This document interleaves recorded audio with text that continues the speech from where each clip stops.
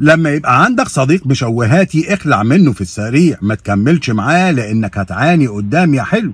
هتمر السنين وتكتشف ان هو دمر شخصيتك وشكلك قدام الاصدقاء والاصحاب. النوع ده بيبقى قاعد على مبدأ وحيد، طول ما اللي جنبك وحش انت قدام الناس سيدي الحلوين. مبدأ رخيص ما يعملوش غير اللئيم.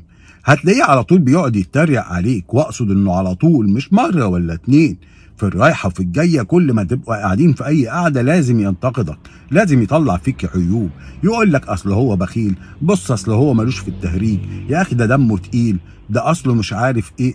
أي حاجة وفي أي شيء هو مهم يطلعك وحش، لأنه زي ما قلت لكم هو بيعتمد إن الوحش اللي بيبرزه فيك قدام الناس بيعتقد إن هو مش موجود فيه نفس العيب.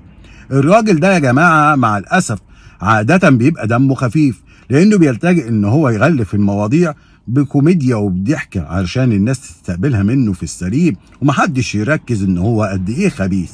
خلي بالك منه، ما تتماداش في العلاقة، لأنك زي ما بقولك هتيجي عليك يوم من الأيام هتقف تلاقي أشخاص وعلاقات اتدمرت وشكلك مش سليم، لأنك خلاص وأنت خدتها بتهريج وضحكت، وهو نكت عليك وبرز العيب اللي فيك. خلاص الناس بياخدوا الانطباع. هتيجي انت بعد سنين تحاول تصلح من شكلك قدام الناس، مع الأسف صاحبك المشوهاتي طمس على شكلك قدامهم. فخلي بالكم من هذه الأنواع من الشخصيات، أحسن لك ما تكملش معاه، لأن الصديق اللي على حق يوم ما يحب ينتقدك أو يقولك على عيب فيك ليها أسلوب، ليها طريقة في الكلام، ليها انه يكلمك في الكلوز انت وهو على انفراد، مش يجي لك كل شوية في اللونج ويقعد يعيب عليك وفي النهاية يقول لك اصل انا بحاول اصلح من سلوكياتك او اي عيب. لا يا جماعة، اللي زي ده تخلص منه، وجوده في حياتك مش سليم، دمه خفيف بينكوا عشرة، عنده صفات جميلة على عيني وراسي، اقف معاه وقفة واحدة واتكلم يا سيدي لو بينكوا عشرة، وقول له خلي بالك ده بيضايقني.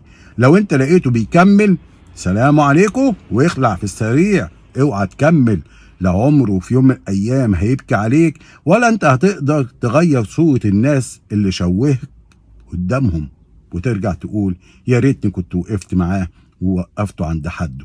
ارجوكم اخلعوا من هذه الانواع، لان هم ناس معقدين، ما بيعرفش يوصل نفسه بشكل جميل غير بتشويه اللي جنبه.